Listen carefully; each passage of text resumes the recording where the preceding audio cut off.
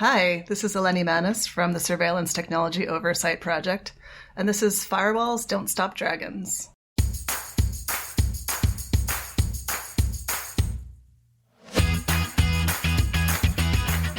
Hello, everybody. Welcome back to Firewalls Don't Stop Dragons. I'm your host, Kerry Parker.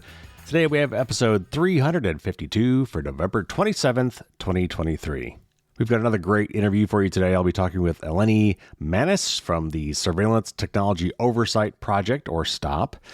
You may remember that we talked to Albert Fox-Kahn and Evan Enzer back in May, from the same organization. That was another great interview. But I wanted to talk to Eleni about smart cities. She's been doing some great work in this area up in New York City, but it applies to cities all around the U.S. and honestly all around the world. Sensors have gotten cheap, and they've been throwing sensors of all sorts into just about everything and putting everything on the cloud and everything on the internet. And so we're getting these massive networks of devices that are listening and watching and measuring and taking in a lot of data. And I get it. I understand why a lot of cities could find this useful. They've got limited budgets, limited resources. They want to know, where people are spending their time, where they might want to put those resources. I get it. And I'm sure there are some good uses for these things. But unfortunately, these sensors can also be used for invading your privacy, basically mass surveillance. They can contribute to over-policed neighborhoods. There are a lot of downsides. So we're going to get into all that today with Eleni. So I hope everybody, at least in the U.S., had a pleasant Thanksgiving last week.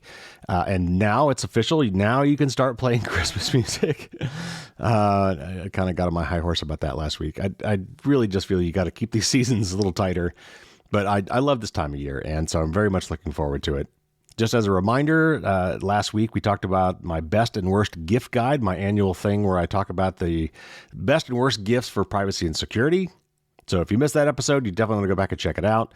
If you haven't read the article yet, the blog article, there's actually a lot more information there and a lot more links to some more useful information. So you'll definitely want to go to firewallsdon'tstopdragons.com and check out that article. And also, this is the time of year to give thanks. This is a great time to donate money to a lot of really great organizations who are out there fighting the good fight for us all day, every day, 24/7, 365, and doing great, great work that is very, very important. So we have a lot of these folks on the show, but I want to make sure that we're thinking about them at times like this. And, it really does help. And like I said in the article, if you go to fdsd.me/thanks, you can read the whole thing. But usually when you give money to these organizations, they'll send you a little something. They'll send you some stickers or a hat or a t-shirt or whatever. Wear it with pride and spark some conversations. People might say, hey, what's the Electronic Frontier Foundation? Or what's the Center for Democracy and Technology? Or who's Fight for the Future? Or who is STOP, Surveillance Technology Oversight Project? That's a great way to, have that conversation and spread the word about the good things these people are doing. All right, so just real quick before we get to the interview, I think, from the glossary perspective, there's really only maybe one term I think we threw out that was not well defined, and that is CCOPS, which is short for Community Control of Police Surveillance. And we've talked about these laws before on the show. We probably talked about these with Albert Fox-Kahn back in May, but we've talked about them other times too. And these are very interesting programs that basically require buy-in from the public. And certainly transparency about what sorts of systems are going into smart cities that people might have a problem with, might want to provide some feedback on. So really, a lot of the problem with this stuff is that these sensors are being put in without transparency, without people really knowing what they're doing, where they are, how they're being used, who gets access to the data, how long is that data kept, is it maybe even sold on to third parties, even if it's supposedly done anonymously? We're really lacking in transparency. And of course, here in the U.S., we're lacking in privacy regulation that might protect us from some of these things. So anyway, I don't want to spoil any more. We're about to get deep into this with Eleni. So without further ado, here's our interview with Eleni Manis from STOP.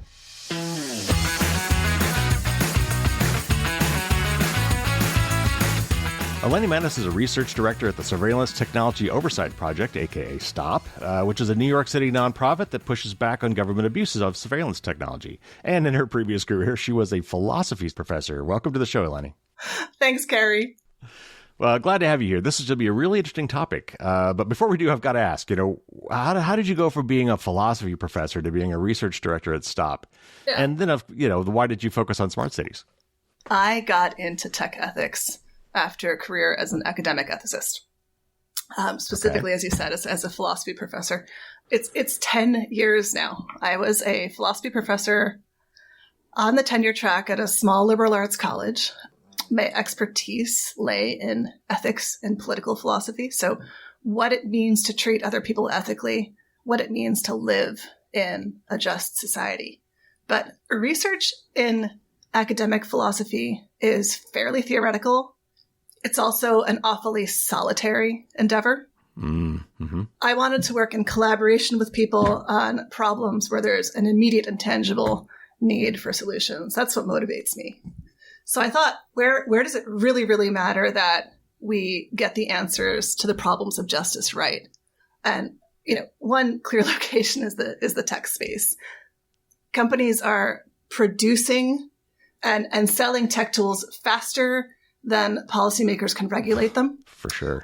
Faster than our social norms are evolving to cover them. Yeah. So, for example, questions that have crossed my desk this week. Is it okay to automate resume review as an employer? Is it okay to monitor students or employees' computer activity? Is it okay to plaster our cities with cameras or license plate readers or other kinds of smart sensors that we'll be talking about? Like, what are the privacy costs? What are the risks to the rights that we hold sacred in a democratic society? These questions are as interesting as anything I ever worked on as an academic philosopher. And it matters a lot more that we get the questions right, get the answers to them right. So I left academia. And first I did some stints in city government, working on tech policy, trying to change the system from inside. That was frustrating. So now I work for an advocacy organization that pushes local and state governments to do better. That's the Surveillance Technology Oversight Project, or STOP.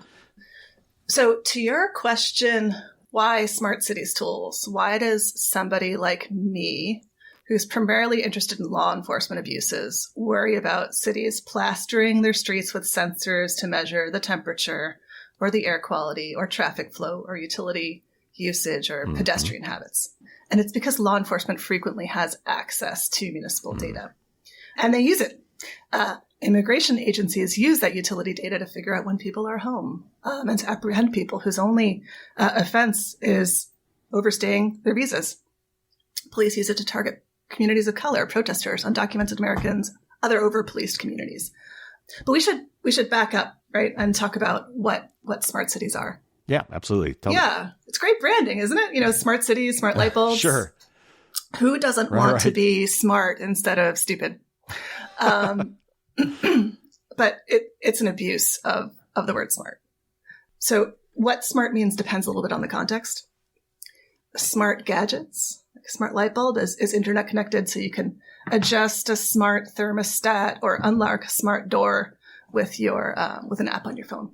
But in the context of smart cities, smart just means plastered with sensors and sometimes cameras.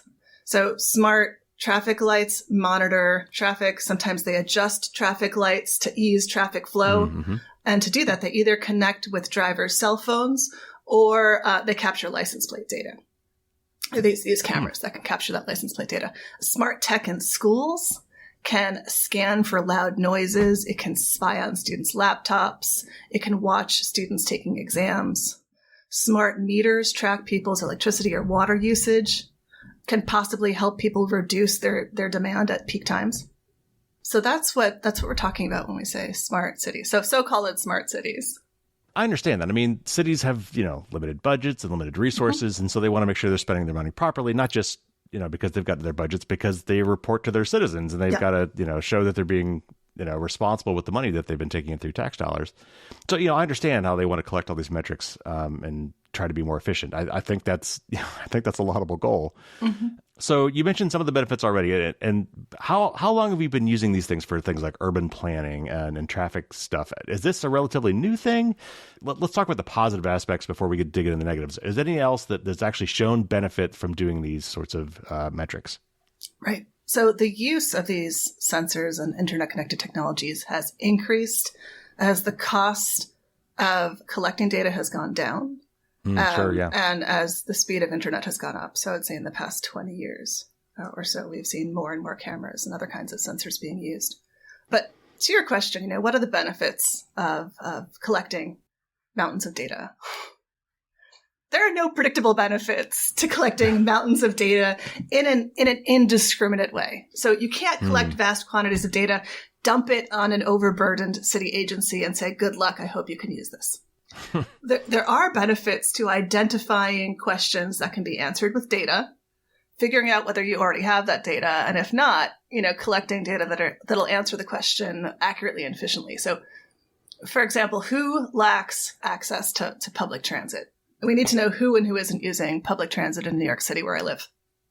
Let's figure out what data would actually answer that question. New York City has a cashless payment system for its subways and buses. It's called Omni. Mm-hmm. If we were to rely on Omni to tell us who's riding the subway, we would miss everybody who's paying cash for a MetroCard. So it's not all it cracks up to be. You have to be very careful about what kinds of data you're using to answer questions that matter to you. But Omni aside, it's expensive and it's pointless to pay for sensors that collect data that may or may not meet a need. You told me that you wanted to talk about ShotSpotter. Yeah. So let's talk about ShotSpotter. For the audience, this is a collection of sensors that supposedly locate gunshots.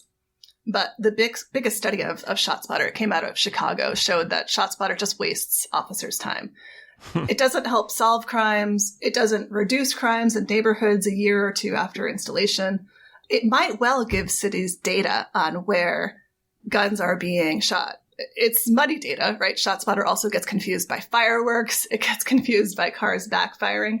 Sure. But the data that ShotSpotter supplies doesn't help solve gun crimes, retrieve guns, discourage gun crimes. It's extraordinarily expensive for data that doesn't do those things. So New York City's contract just renewed for $22 million over 3 years. That's over $7 million a year. Chicago's contract, over $8 million a year. Wow. That's a lot of money for sensors that collect data that the cities can't use to improve public safety.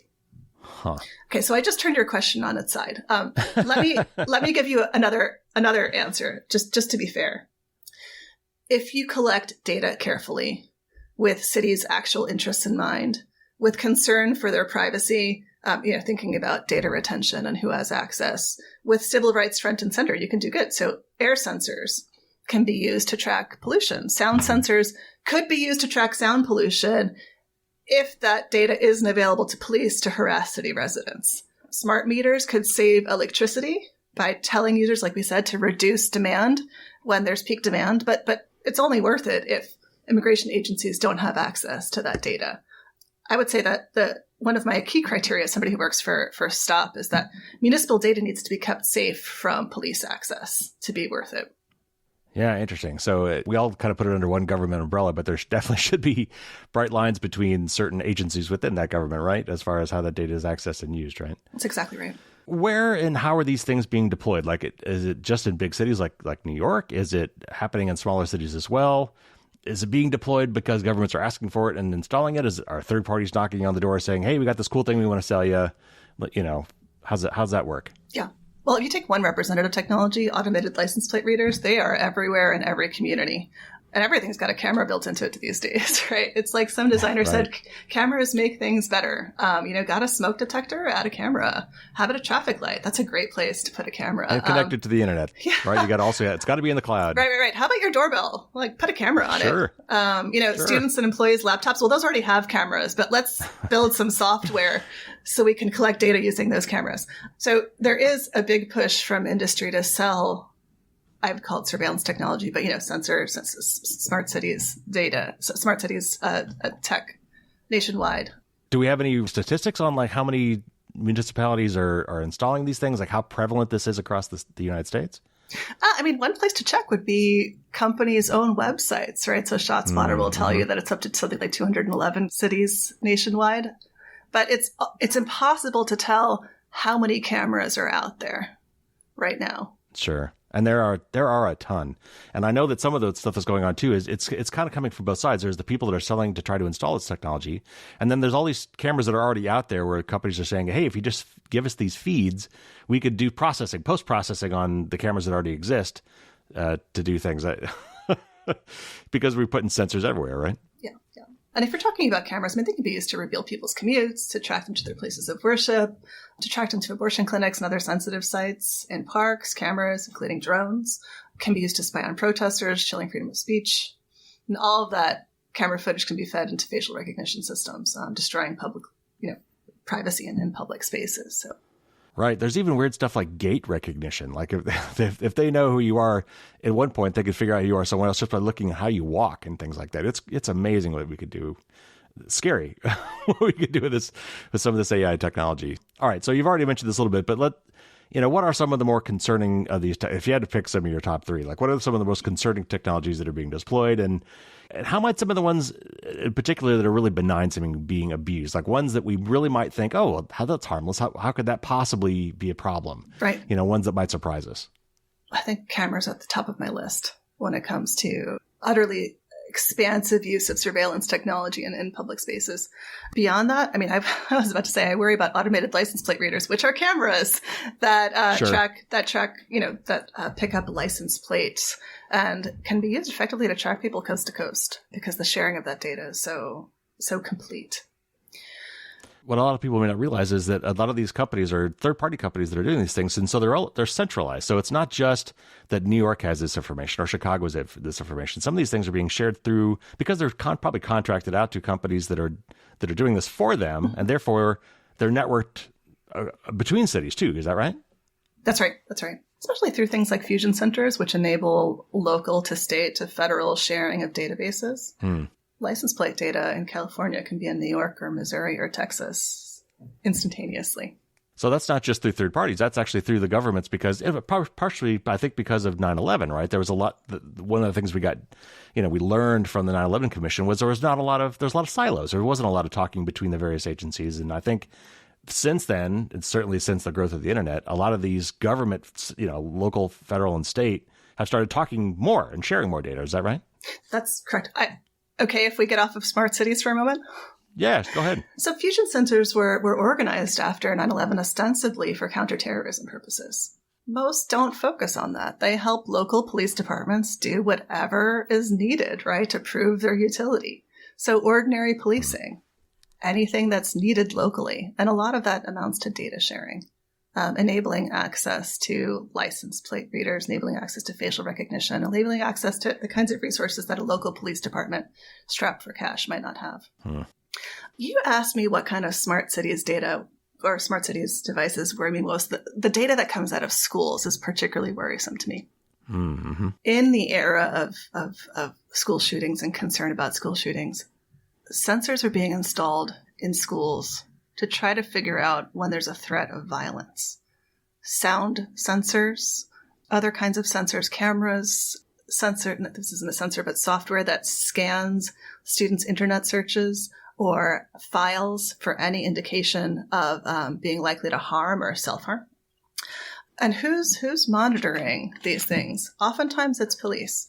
And so you might have a student who's in a mental health crisis or who needs help.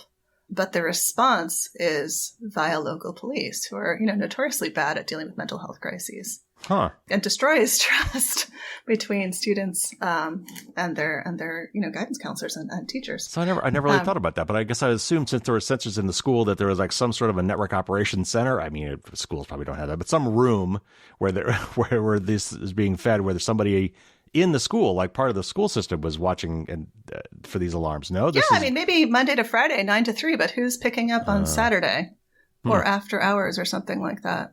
So there's a lot of concern with student data being released to police, especially when we worry about students who might be undocumented or already on the radar of police. It's just not the job of schools to help police their own students. So I got to ask, is there, especially when it comes to schools, when we're talking about minors, what is the permission system for that? Like, did they go to the parents, and do they have to sign off on this? And what happens if they don't? Like, I assume the kids weren't given a choice. How are the rights? Right. Technology that's involved in that is installed in schools is just there. So if you want to go to school, there will be sound sensors, and maybe will be metal detectors. As for software installed on laptops or devices to spy on students, if you are using a school device, and this is going to disproportionately affect students who are low income, you agree to surveillance as a condition of using a school device. So they have you over a barrel. When it comes to the kind of software that was used during the pandemic to ensure that students supposedly weren't cheating, right? And this software was terrible at flagging my students. daughters had to install it. It was horrible. Yeah, I mean, incredibly invasive and awfully disappointing for students whose motions or eye tracking might not fit the norm that's expected by the software. If you want to take a test, you had to have it installed on your computer. Yeah. So it's very difficult to opt out of these surveillance systems. And it's really worrisome that we don't know where the data is going. It's certainly going to third-party vendors who may have tend to have very permissive policies about sharing that data with other third parties and with law enforcement. And it may go straight to police if it's something like a harm prevention software. Wow. So one of the ones we've talked about in the show several times is the Ring doorbells, and the really cozy relationship that Amazon has cultured with local police departments, to the point where we're almost getting the police departments to help sell the devices for them to their neighborhoods. That is one I think a lot of people don't really think about, because it's a video camera pointing away from my house. What it's not like I've got it in my bedroom or something. It's pointing outside. It's looking at my porch. What harm could that do? Could you talk to us a little bit about what sort of harms that can do, and some of the problems that some of these Ring networks have caused for privacy and surveillance? Yeah, absolutely. So Ring doorbells, these are doorbells with cameras built into them. They're supposed to stop porch pirates. What do they actually do? Well, now, okay, I use mine a lot. I actually will look to see who's at my door. Yeah. I can actually talk to them from my basement or from across town if I'm not home. I mean, I understand the uses for it, but I also know that they're being abused. So, yeah, I mean, a variety of different ways in which they are being abused. And it depends on the app that they're linked to, right? So for Ring, yes. I believe it's the Neighbors app. The Neighbors app is rife with overtly racist and non-overt dog whistle claims that Black mailmen, real estate agents, and other neighbors are up to something suspicious. And police have their own dedicated portal to use Neighbors. So it's awfully concerning that doorbell cameras are being used effectively to make people unwelcome in their own neighborhoods, even if they're there just living their daily lives or doing their jobs, delivering the mail, checking the meter. There are other apps. I don't know if you've heard of this, the Citizen app. Maybe, yeah. Not associated with a particular doorbell, but instead with, people rushing to crime scenes to film that encourage vigilantism. Sort of a neighborhood watch kind of a thing, right? Yeah, I mean, and that's essentially what the apps associated with things like the Ring doorbell do, right? They're neighborhood watch apps. But they encourage racism. They turn ordinary citizens into the long arm of the police, which I don't think, it's not great for community building if we are there to spy on our neighbors and treat them as suspects rather than as neighbors. And the people who pay are Black and brown neighborhoods. So, for example, there was a case where somebody on Neighbors or a similar app reported high schoolers organizing a Black Lives Matter protest as organizers of a riot. Yeah. So there's very little good that comes out of neighborhood watch apps and a whole lot of suspicion, groundless suspicion. Yeah, and it's like there's another one. It's like Nextdoor is like a neighborhood social media thing, and it's like any social media. It's got good stuff and it's got really, really horrible stuff, and it really and it just kind of. I guess it depends on maybe. There used to be, I'll never forget, there's this lady that lives across the street from me that she was, if you're old enough to remember Bewitched and Mrs. Kravitz, the nosy neighbor, that was our Mrs. Kravitz. She was constantly putting her nose where it didn't belong. The rumor was she actually had a map of the neighborhood, of the entire neighborhood in her basement with what everybody paid for their house on it, which was, I guess, public record. And, and she was constantly in everybody's business. Thank goodness this was before Ring doorbell and she left, because she would be all up in that. Okay. So one of the movies I love to quote or talk about is Minority Report, and it's a sci-fi. If you've never seen it, it's a sci-fi dystopian future movie, and there's several things that are unfortunately very relevant and prescient about today, because it was like 20 years ago this was done. But they have what they call pre-crime, and in the sci-fi movie, of course, it's these beings that have the ability to see into the future. But now with all this technology, all these sensors, I know that we are now deploying these technologies with the notion of what we're calling predictive policing. So how does that work exactly? And, how do these systems impact the neighborhoods in which they're deployed?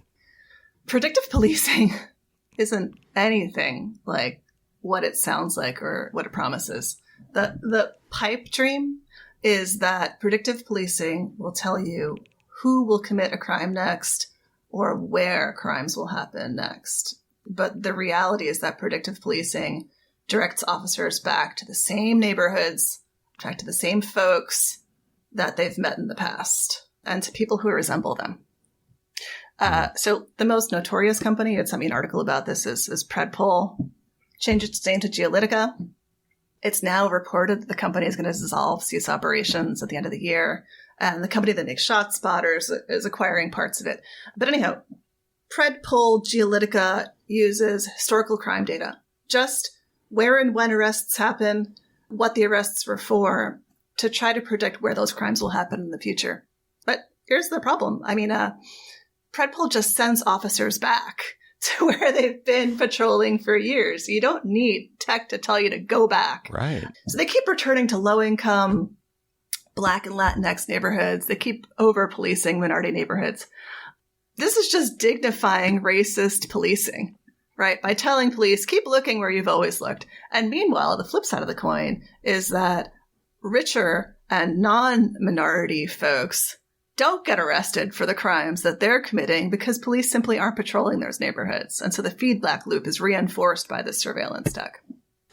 I think what you're saying is that the idea is they want to prevent these crimes from happening by either, I guess, increasing patrols or reducing response time or whatever. But in reality, it's not preventing any crimes. Has there been any evidence that show that any of these systems are actually lowering crime rates, I guess?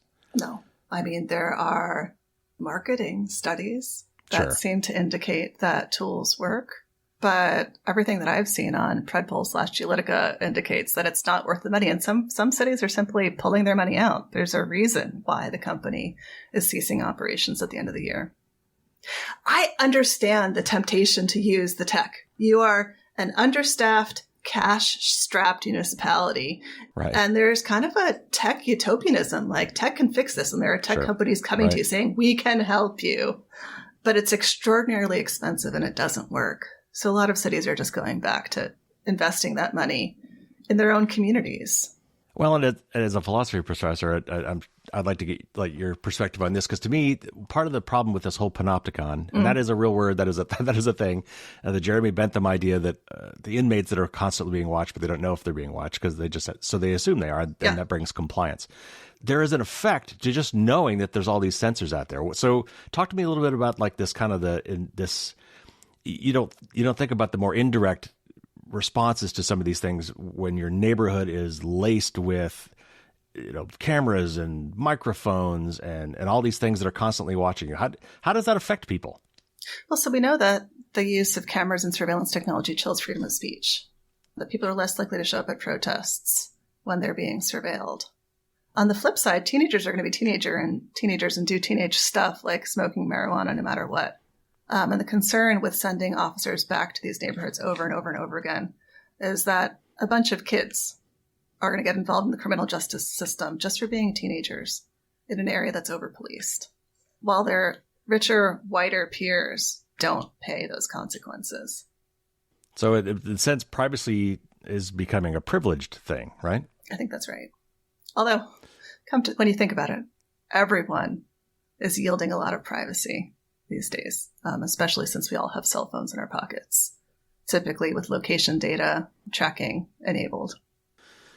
Some of these smart city things, we've been talking kind of mostly about municipal sorts of things in city government, but they're also being deployed in private communities. You mentioned this a little bit. A lot of neighborhood associations, for example, I've been reading, have been installing license plate readers because they want to know who comes in and out of the neighborhood. Yeah. And building landlords, they're using facial recognition. They either want to use it to authorize people to come in and out of the building or just to keep track of what faces are coming into these buildings.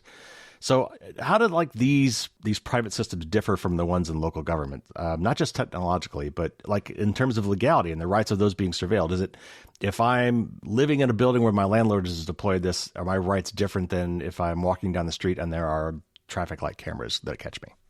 The last thing, by the way, to say about everybody giving up quite a bit of privacy in the current era is that it's over-policed communities that are going to pay more, right? So sure. I can afford to give more of my privacy away because I'm unlikely to pay for that. But you're asking about homeowners associations that are installing automated license plate readers, landlords installing facial recognition as a way of accessing your apartment building. What's the upshot?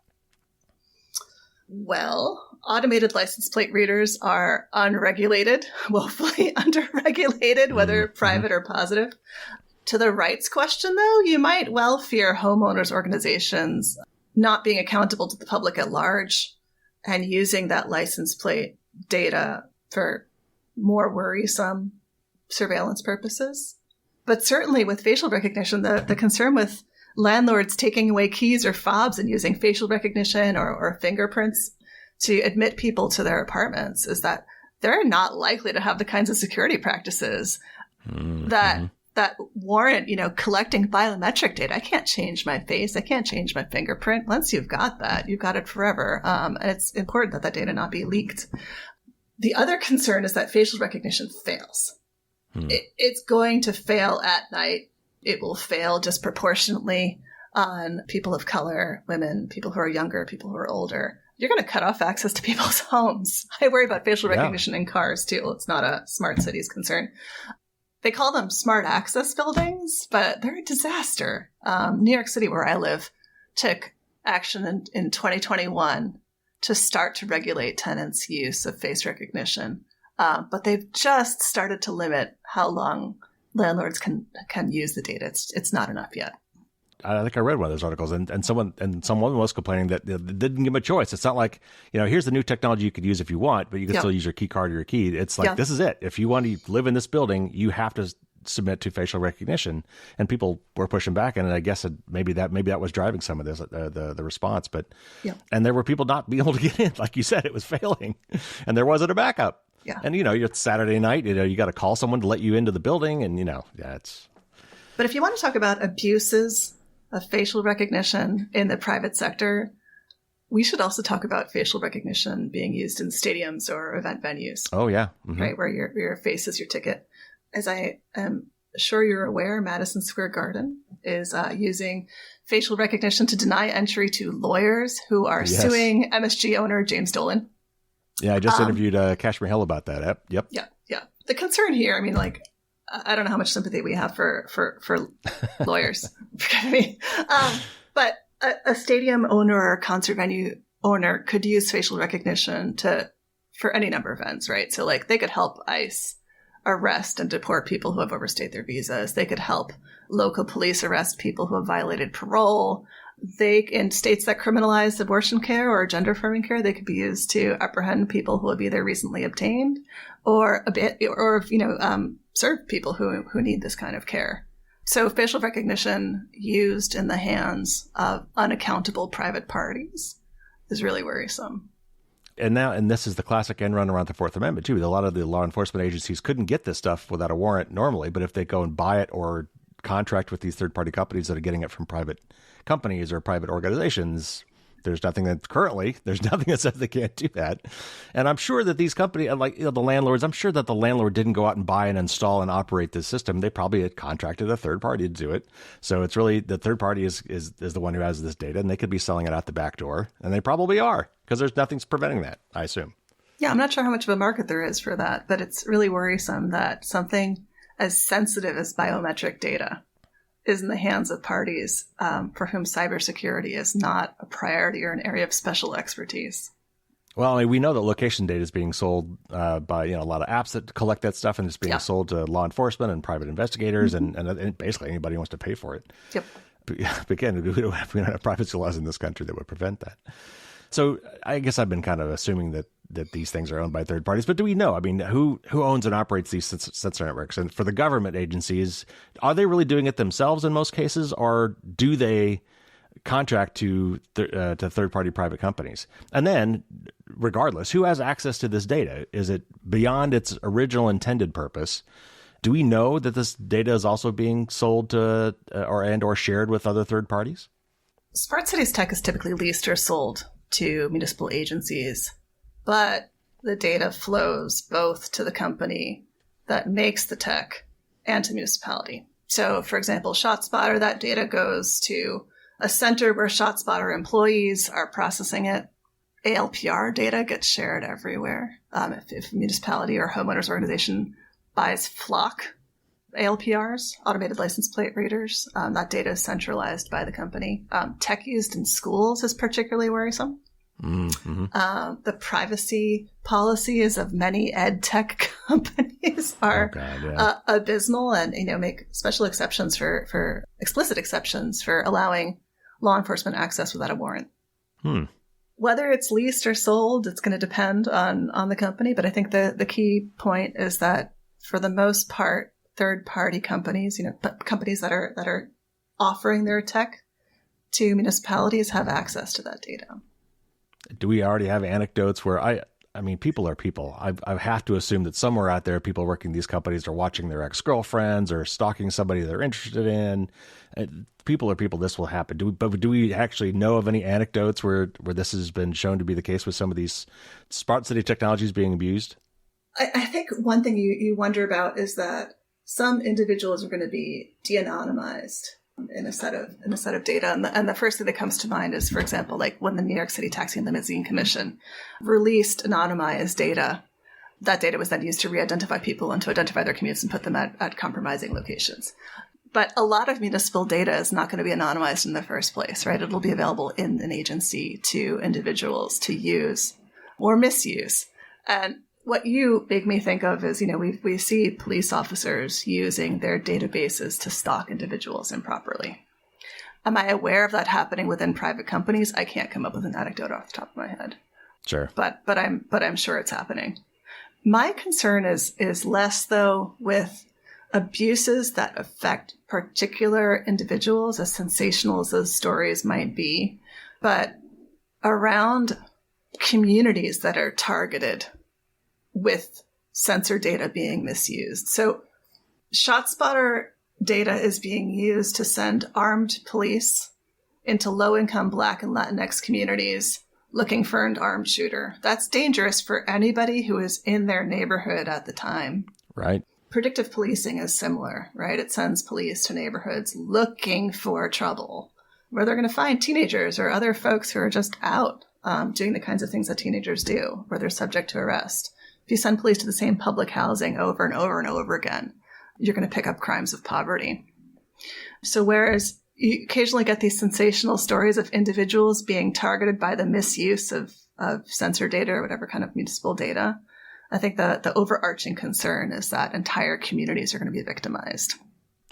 And I know that a lot of these companies will claim that, and do claim that when they're doing like mass collections to do like, traffic patterns and trying to do these things that involve tracking a lot of people, but don't supposedly not caring who those people are, they aggregate and they say they anonymize a lot of this data.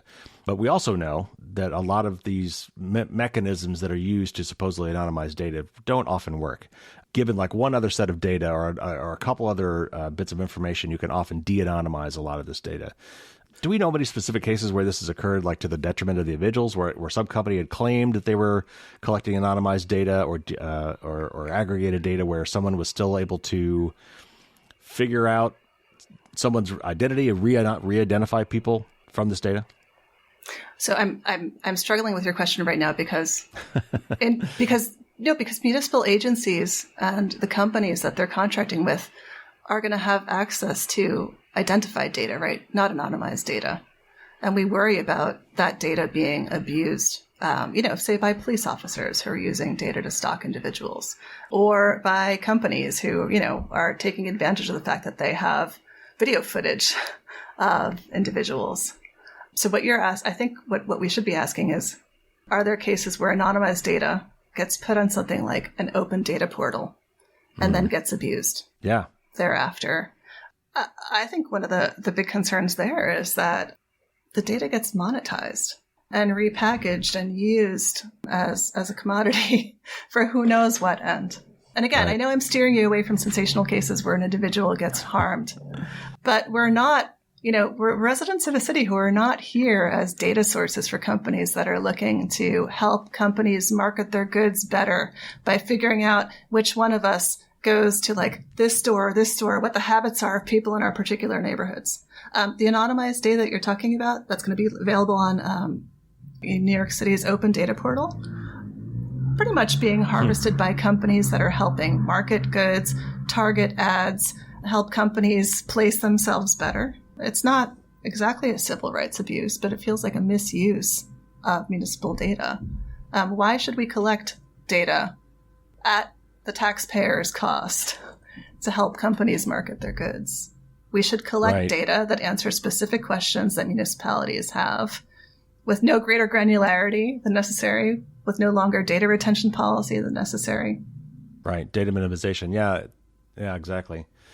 Like one of the classic cases, and I don't remember a particular person being identified, but Netflix back in the day was saying, their big thing was being able to recommend movies to you based on movies you've liked. And they wanted to improve that algorithm. And they had this huge database of all their clients and all the movies they had watched and given thumbs up to or whatever. And they said, okay, we want help with this. We're actually going to have a contest and we'll pay you if you come up with a way that improves our recommendation algorithm by, I think, 5%. It was small, but they wanted this and they were going to pay big money. And so they released what they said was a bunch of anonymized data on people. And then some researchers picked up that data very quickly, was able to re-identify a lot of the subscribers that were supposedly scrubbed and anonymized.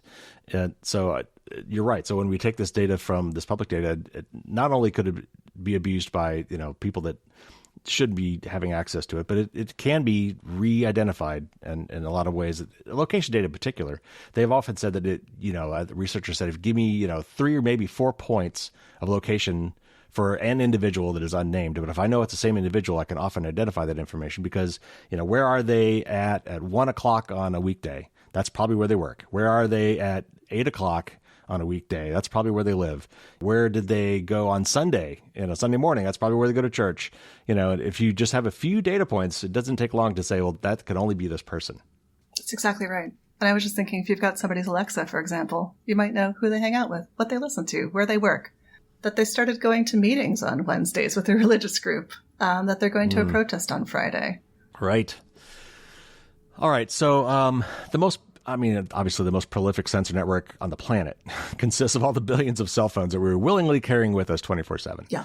And state and local governments have used this network. For instance, during the pandemic, they used it to try to do COVID trace exposure. And I understand them wanting to do that. And actually, Apple and Google, to their credit, came up with some pretty interesting privacy respecting ways to kind of figure that out. I was very impressed actually with the tech behind that. But are government agencies working with cellular carriers or phone manufacturers to gather this data in similar ways that they're doing with some of this other technology? Yeah.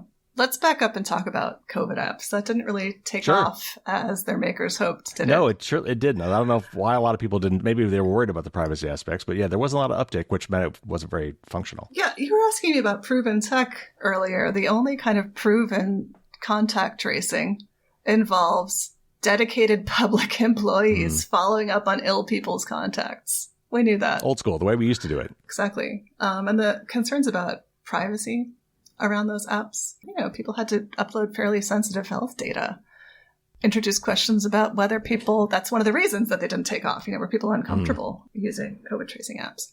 That's the kind of data that would be protected by HIPAA if doctors had it. But that was suddenly free game once it was offered to an app. So there are other ways in which local governments are using apps to make residents' lives easier. In New York City, you can access your SNAP benefits or your cash benefits using your phone. You can figure out how to donate things using your phone. The kinds of apps that concern me as a privacy advocate are going to be the ones that collect sensitive data and that fail to safeguard it appropriately. But I have not seen anything like the kind of emergency deployment of an app where everyone was encouraged to sign up. Yeah, and that would be the case where it can be worried, like, never let a good crisis go to waste, right? I forget who the politician that once said that. I think it was one of Bill Clinton's advisors. Maybe it was Carville. Anyway, or Stephanopoulos. One of those guys was famous for making that statement. But I was actually kind of worried about when the COVID thing came around, because that would have been the logical time for the local governments to force everybody to install a privacy invasive app. And again, from what I just from a purely technological standpoint, there were some apps that I think crossed this line, but the technology built into the operating systems by Apple and Google in Android, I thought were actually pretty clever with the way they did it. Now, some apps did take it a step further, and I think there would definitely be some privacy concerns. But situations like that where an emergency comes up would be the case I really worry where that we might be subjected to more mass surveillance through an app like that. I mean, you tell me to tell you that, there's another way of answering your question, which is simply to talk about how government agencies are using phone data, full stop. Oh, sure. So phones, as you suggested, are great sources of location data and of a person's texts and social media, other messages. That's a concern when law enforcement or prosecutors get their hands on it, and they certainly are. Well, what worries me actually is we have some rights left, a few that we could maybe have within the United States. But when you cross the border, even if you're a U.S. citizen coming back home, and by the way, a lot of people don't know this, the border area where these rules apply is defined as within 100 miles of a U.S. border, which I think I read somewhere like 2/3 of the U.S. population lives within 100 miles of a U.S. border, where your rights are lowered, where the CBP official can take your phone, can have you unlock it, and gain access to a lot of information that would normally not be legal. I can't believe they haven't closed that loophole yet. I mean, most people actually just hand their phones over to police when requested. It's something that people should know. Just don't give your phone to police. Let's talk about that, because that's something I'm very curious about. So I've heard some people say, you should put a backdrop on your phone saying, "I do not consent to this device being searched," to make it obvious. And yet, when you're getting pulled over by a cop, or you're at the border trying to get home and get through customs or whatever, and they say, "Let me see your phone," a lot of people are going to be loath to like, what if I don't want to give you my phone? Or what if I don't want to unlock my phone? What should people do in those situations? They should refrain from handing over their phone. I understand. They could be taken, though, right? The Border Patrol at that point can seize the phone, right? They could let you. They can't block you from entering the border, for example. But I don't know how this varies with like a cop pulling you over. But what are your rights in this case? If you say no, what should you expect to happen at that point? Yeah, so I can't speak to CBP, but for most of us, who's going to be pulling us over? Local police. Local police can't search your phone without a warrant. I understand that it's intimidating to be pulled over or to be searched, but you have a right not to yield your phone. And what about, this is a little bit adjacent to that, but what about filming police? Because that is something that's also gotten very controversial, and a lot of police officers don't like being filmed, and they'll say you're interfering with an arrest, or they'll come up with some reason why you're not allowed to do it or take your phone. What are your rights if you see something going down, a situation like I'm getting pulled over, so I want to bring out my camera, or my passenger wants to bring out a camera and film what's going on. What are my rights in that situation? I mean, your right is to film exchanges, but who am I to speak? People should be careful with themselves and attend to their safety in exchanges with the police. If a bystander can film an exchange safely, they should do so. But as a fairly privileged person, I'm not going to tell people when pulled over by the police, pull out your phone. Police don't have a great track record of behaving themselves and respecting people's rights. As an engineer, I understand the value of this data. When I used to work at Cisco in DevOps, we relied on a ton of automated metrics to monitor our deployed devices. It was really handy. I mean, it allowed us basically to proactively fix problems and improve our products. I mean, now that's a private thing and not a public thing. I understand that. But as an engineer, I'm just saying I get how you might want some of this data for these things. So, is it possible to utilize this smart city technologies for the good of the community, but kind of eliminate or maybe at least significantly mitigate the privacy problems? Or are we just doing it wrong, and there's just no really good way to do it right? Right. So there's always a privacy risk and a risk to civil rights when you collect data about people. And the question is, how do we minimize that risk? And is it worth the data collection? Mm-hmm. You got to decide ahead of time what question you want to answer. Then you need to ask, does the data already exist to answer this question? Is it necessary to collect any more sensitive data to answer the question? If it doesn't, set up a new data collection process, but figure out exactly how granular your data needs to be. Figure out exactly how much you need, how long you need to retain it.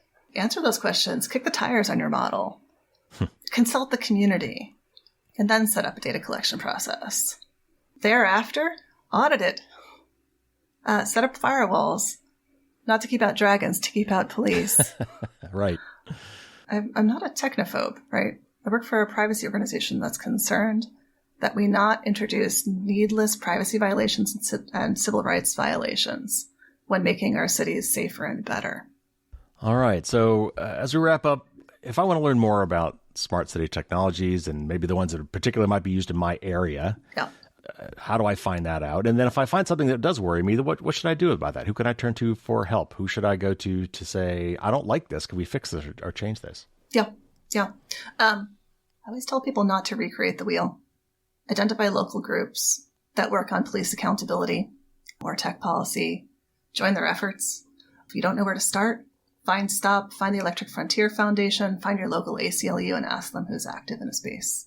It's what I do when we're working on pregnancy surveillance, right? A new area of concern is surveillance of people who are seeking abortions or gender-affirming care.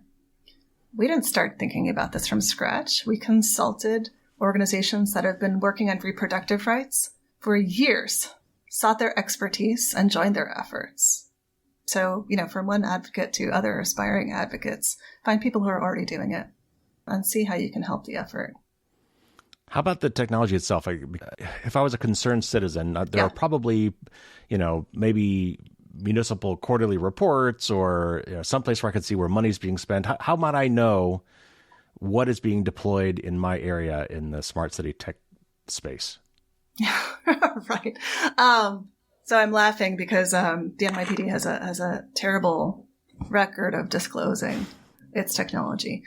One thing that I use quite a bit in my research is New York City's Open Checkbook website, where I can take a look at police contracts or education department contracts and see what's being renewed, how much is being spent, at least for some expenditures. But New York City, for example, it's got a CCOPS law. It's called the Post Act. It's a community accountability law that requires the police department to report on the technology that it's using. So this is the most worrisome smart cities technology that might be out there. But the NYPD, like other police departments around the country, is notoriously poor at actually reporting the data that it's required by law to report. So it can be quite difficult to figure out what the most worrisome tech is that's being used in your community. But you can attend public hearings of your city council's tech committee. I would really join up with local groups that are fighting the worst uses of surveillance tech, and so-called smart cities tech. Find out what's worrisome in your community. Don't start from scratch and from Google. Now, you said that they were legally required to provide that information. Is that a New York City thing, or is there something federal that says that these local agencies are supposed to let the community knows what they're doing? Yeah. I wish there were federal legislation requiring municipalities to report their surveillance tech. Now, this is a New York City law. Okay. But just for example, so the NYPD recently rolled out some new RoboCops. There is the K5 robot. Is that the 5-foot-tall subway wandering thing, that thing? Yeah, that's the cone. And then there's the terrifying Digidog, reintroduced despite community protests. Boston Dynamics, those things are, oh my God. You would expect a new impact and use policy for each of these robots as required under the Post Act, but instead they've been classified as cameras. So they get a few lines in the existing impact and use policies on situational cameras. Oh my. Yep. All right. Well, I'm not sure I'm going out of this feeling better, but at least I'm feeling more informed. Thanks, Eleni. That was fantastic. Thanks for coming on the show. Carrie, glad to be here.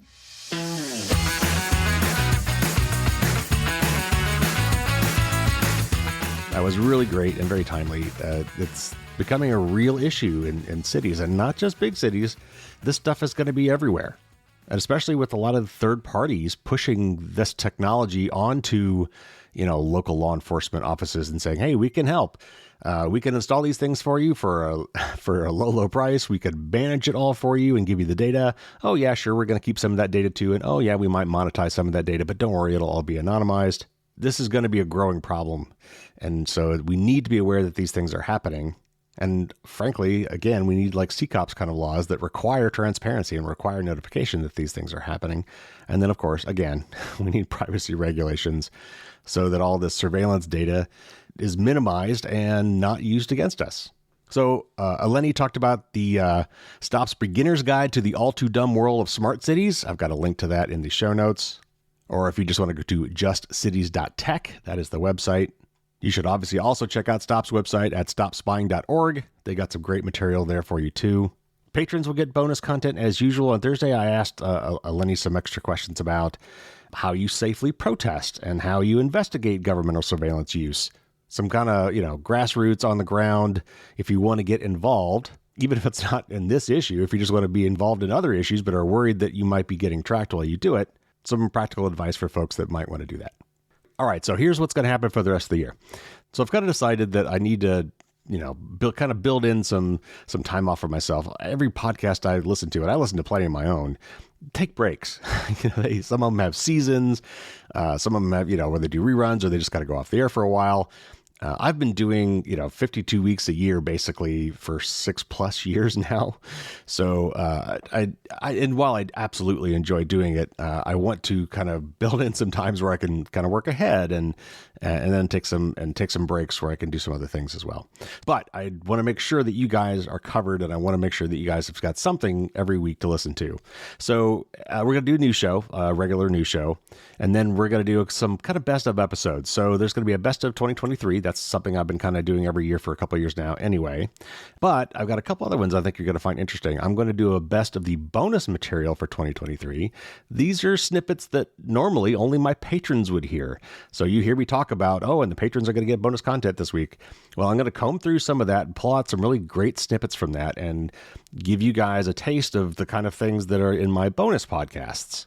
And then, since I've been doing this for almost 7 years now, I thought it'd be really kind of cool to kind of dip back into the archives and pick a couple interesting interview snippets from way back. And so I'm going to actually go back to 2017, I think, or 2018, whenever I started this. And I've got a couple snippets in mind that are really good and stand the test of time. So I look forward to bringing those back up. And I'm sure that a lot of you have not been listening that long. And I don't know how many of you actually tried to go back and re-listen to the stuff you missed before you joined the podcast. But I'm going to bring forward a couple ones that I thought are really interesting. And so anyway, this is kind of my plan. It's not 100% new, but a lot of it I'm guessing will be new to most of you actually. So anyway, that is what is coming up. Now, I had said I was going to do a promotion in December. I've been really going back and forth on this and trying to figure out what I'm going to do. I've done a lot of raffles in the past. I've given away Dragons coins in the past. And I'm kind of thinking I want to do something a little different this time, but for the life of me, I can't figure out what. So I might wait until January to run this promotion. We'll see. If I can pull it together in the next week, then I'll do so and you'll find out about it then.